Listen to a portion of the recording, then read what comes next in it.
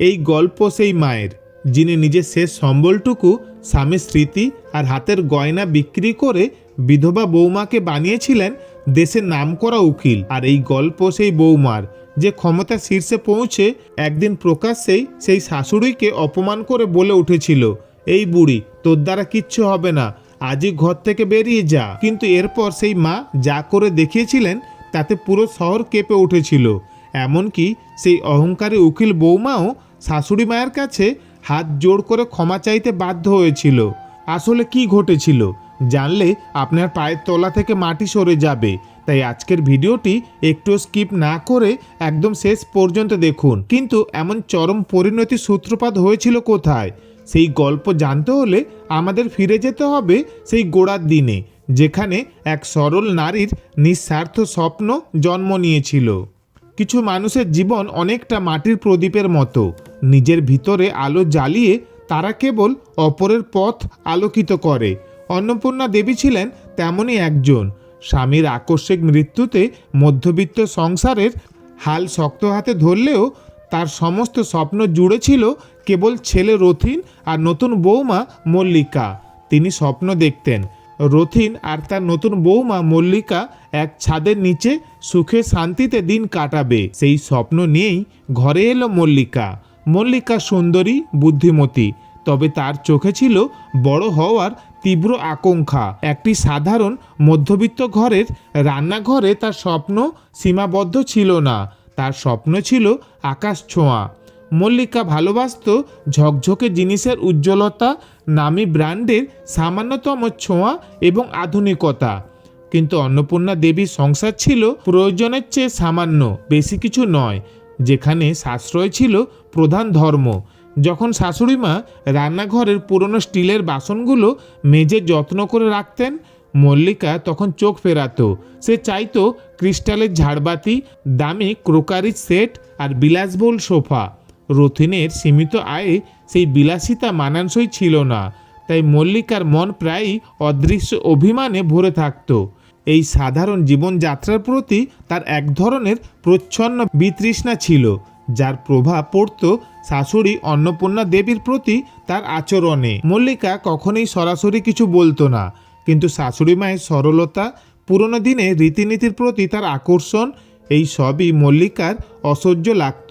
যেমন ধরুন, সকাল অন্নপূর্ণা দেবীর উচ্চস্বরে শঙ্খ বাজানো বা তুলসী মঞ্চে হাঁটু গেড়ে বসে দীর্ঘ প্রার্থনা করাটা মল্লিকার কাছে ছিল নিতান্তই সেকেলে। আবার অন্নপূর্ণা দেবী যখন পাড়ার অন্য সাধারণ মহিলাদের সঙ্গে বসে গল্প করতেন, যেখানে কেবল আলু পটলের দরদাম বা প্রতিবেশীর অসুস্থতার মতো মামুলি বিষয় আলোচনা হতো, তখন বড় কিছু হওয়ার স্বপ্নে মগ্ন মল্লিকার মনে হতো যেন তার মূল্যবান সময় নষ্ট হচ্ছে। রথিন তার স্ত্রীকে বুঝত, ভালোবাসত এবং তার বড় কিছু করার স্বপ্নকে পূর্ণ সমর্থন করত। রথিন জানত মল্লিকা একদিন বড় কিছু হবে। অন্নপূর্ণা দেবীও চাইতেন বৌমা কিছু করুক, কিন্তু মল্লিকার সেই শীতলতা তিনি অনুভব করতেন। তবুও তিনি মুখে কিছু বলতেন না, ভাবতেন সময় হয়তো সব ঠিক করে দেবে। নতুন বৌমা একটু বড় হওয়ার স্বপ্ন দেখতেই পারে, ক্ষতি কি?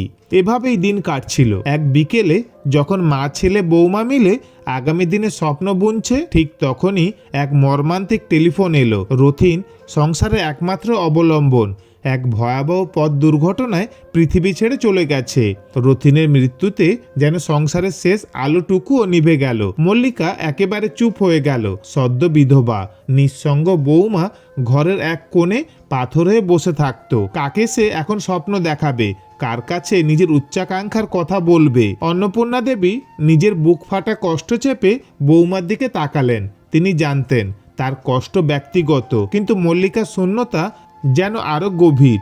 একদিন রাতে অন্নপূর্ণা দেবী দেখলেন মল্লিকা ঘরের কোণে বসে আছে, তার পুরনো আইনের বইগুলো বুকে আঁকড়ে ধরে ফুপিয়ে কাঁদছে। বইয়ের পাতায় লেগে আছে তার বিগত দিনের স্বপ্ন। পরের দিন সকালে অন্নপূর্ণা দেবী ধীরে ধীরে মল্লিকার ঘরে গেলেন। কোনো ভূমিকা না করে তিনি সোজা বললেন, মল্লিকা, কেঁদো না মা, রথিন আমাদের ছেড়ে গেছে, কিন্তু তার স্বপ্ন তো মরে যায়নি। আমি জানি তুমি উকিল হতে চেয়েছিলে, এখনো সময় আছে। মল্লিকা অবাক হয়ে মাথা তুলল। শাশুড়ির চোখে কোনো অনুকম্পা নেই, আছে কেবল দৃঢ়তা আর ভালোবাসা। অন্নপূর্ণা দেবী এগিয়ে এসে বৌমার হাতে হাত রেখে বললেন, তোমার যা পড়া আছে তুমি মন দিয়ে পড়ো, আমি সব ব্যবস্থা করব। তোমার খাওয়া, তোমার পরীক্ষার ফিস, তোমার যাতায়াত, টাকা নিয়ে তুমি একদম চিন্তা করো না। তোমার শ্বশুরমশাই চলে গেছেন, কিন্তু তার পেনশনটুকু এখনও ভরসা।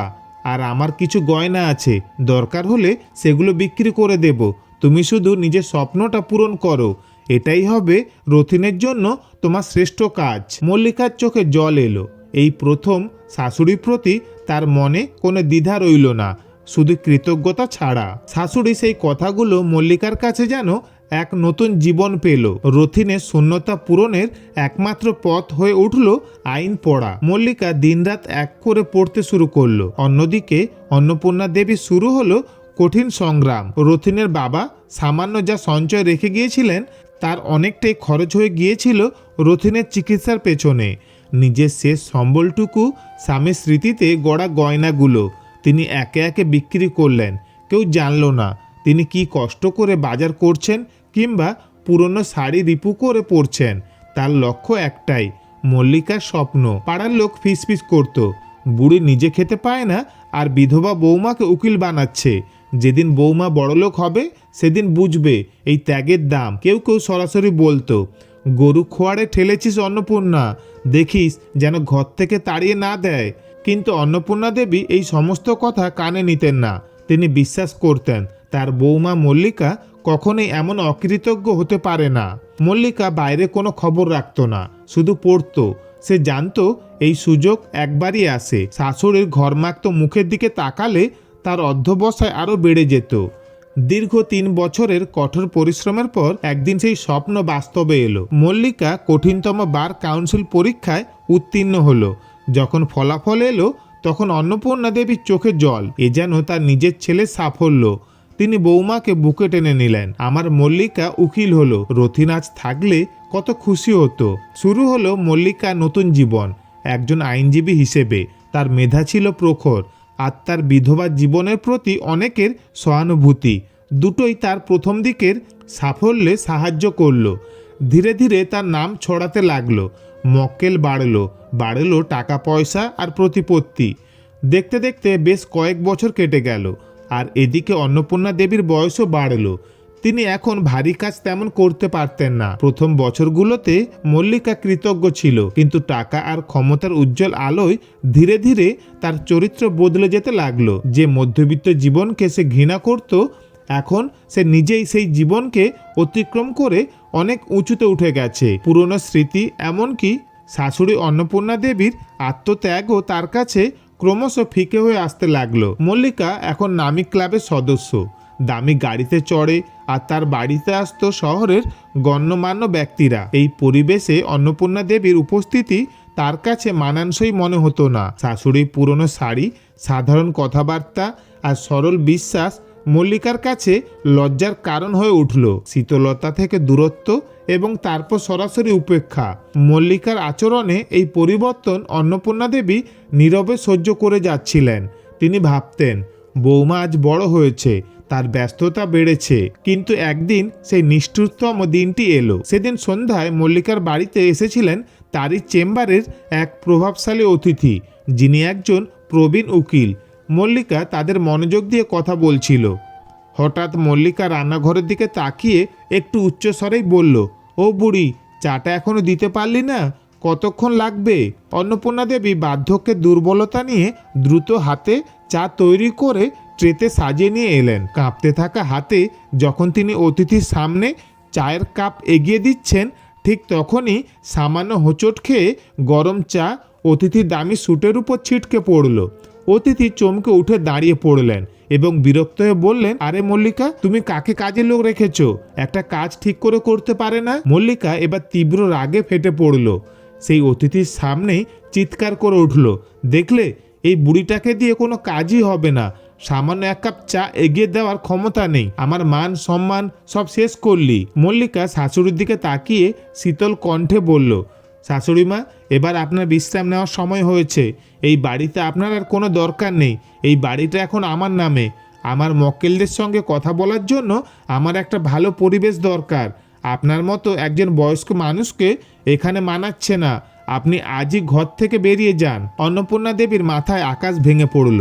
যে বাড়ি তিনি তিলে তিলে গড়ে তুলেছিলেন, তার স্বামীর স্মৃতি, রথিনের স্মৃতি যেখানে জড়ানো, আজ সেই বাড়ি থেকে তার বৌমা তাকে বের করে দিচ্ছে। মল্লিকা, কি বলছিস তুই? অন্নপূর্ণা দেবীর গলা কাঁপছিল। মল্লিকা শীতল চোখে তাকালো। আমি সব আইন মেনেই বলছি শাশুড়ি মা। রথিন মারা যাওয়ার পর সব আইনি প্রক্রিয়া আমার অনুকূলেই এসেছে। আপনার থাকার ব্যবস্থা অন্য কোথাও করে দেওয়া হবে। এই নিন। মল্লিকা একটা কাগজপত্র অন্নপূর্ণা দেবীর সামনে রাখলো। সেই কাগজ হাতে নিয়ে অন্নপূর্ণা দেবী ঘর ছেড়ে বেরিয়ে এলেন। তার দু চোখ বেয়ে জল পড়ছিল না, কারণ তার সব অশ্রু জমাট বেঁধে গিয়েছিল। কারণ এক সংকল্পে তিনি তখন ঘর ছাড়া, কিন্তু তার মনে বেজে উঠল এক নতুন জীবনের প্রতিজ্ঞা। বাড়ির দরজা থেকে বেরোতেই পাড়ার কয়েকজন কৌতূহলী মানুষ তাকে ঘিরে ধরল। তাদের চোখে কোনো সহানুভূতি ছিল না। তাদের মধ্যে আবার আঙুল তুলে একজন ফিসফিস করে বলল, আমরা সেদিনই বলেছিলাম অত পয়সা খরচ করে বিধবা বৌমাকে উকিল বানানোর ফল এইবার বুঝুক। আর একজন ব্যঙ্গ করে বলল, গরু খোয়াড়ে ঠেলার ফল তো এটাই হয়। অন্নপূর্ণা দেবী সেই সব অপমান হজম করে মাথা নিচু করে এলাকা ছাড়লেন। তিনি সেদিন কাঁদতে কাঁদতে এক পুরনো বন্ধু গিরিবালা দেবীর বাড়িতে আশ্রয় নিলেন। গিরিবালা দেবীর স্বামী ছিলেন অন্নপূর্ণা দেবীর স্বামীর ঘনিষ্ঠ বন্ধু। সব শুনে গিরিবালা স্তম্ভিত হলেন। তিনি অন্নপূর্ণা দেবীকে পরামর্শ দিলেন এক বিখ্যাত আইনজীবীর কাছে যাওয়ার। অন্নপূর্ণা দেবী তার সামান্য জমানো টাকা নিয়ে সেই আইনজীবীর চেম্বারে গেলেন।